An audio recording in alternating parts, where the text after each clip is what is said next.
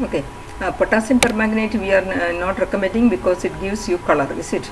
Then usually what we recommend, it is the as I mentioned, you can keep the water or store the water in the reservoirs for a longer duration, and during that time we are not recommending the people to make use of or consuming that water. Or sometimes if it is necessary that you want to supply that superchlorinated water, then you inform the consumers that today you have to keep the water, take the water, collect it in a pot, and then keep it for 1 hour or 2 hours, that it is kept it opened so that the excess chlorine will remove. And then the similar process, that is when we keep it open means we are aerating it, is it? So that aeration is an effective dechlorination process. Aeration is one of the effective dechlorination process. Instead of using any chemicals, any chemical compounds, you can make use of the aeration. But do you think that the aeration can be easily provided at any time or at any point where you need? It is not possible, is it? It is not possible that aeration cannot be used at all the time. If there is some system of some compressed air or some other aeration system is there, then you can make use of that system, provide that aeration in the storage reservoir itself, and then after dechlorinating that water you can supply it. So these are the different forms of chlorination. And then in the next page I have provided a simple problems for calculating the quantity or the dosage of bleaching powder. So the forms of chlorination which is finished. Now the point is, you can calculate the quantity of bleaching powder required for a particular water supply system. That is explained here. How to calculate it? Here it is a question is, calculate the quantity of bleaching powder for disinfecting 4 million liters per day.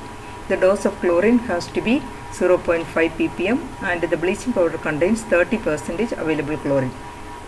It is very easy. Chlorine dose 0.5 ppm means the chlorine required is 0.5 into 4 million liters per day.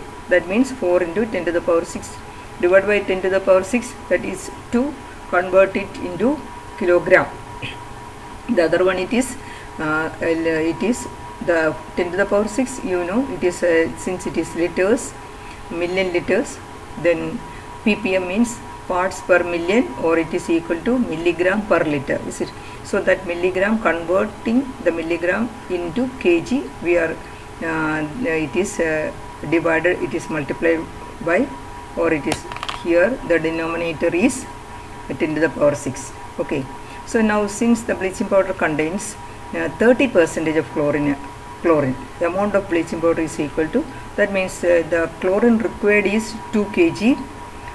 We are getting the chlorine required is 2 kg, but we know that it is only 30% is chlorine.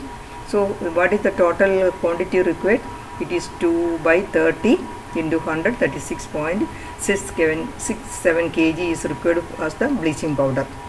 Okay, so now the next question is calculate the quantity of the next question is chlorine gas usage in the treatment of 25,000 cubic meter per day is 9 kg per day, and the residual chlorine after 10 minutes contact is 0.2 milligram per liter. Calculate the dosage, that is milligram per liter, and the chlorine demand of the water. That is again, it is again simple.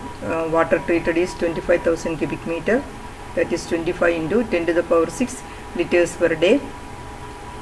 Then that is chlorine consumed is 9 kg, that is 9 into 10 to the power 6 milligram per day. 10 to the power 6 we are multiplying to just to convert it into liters, that is milligram per liters, and the other is milligram. Okay, so to just unit conversion only. Then chlorine used per liter of water. How much chlorine is used per liter of water?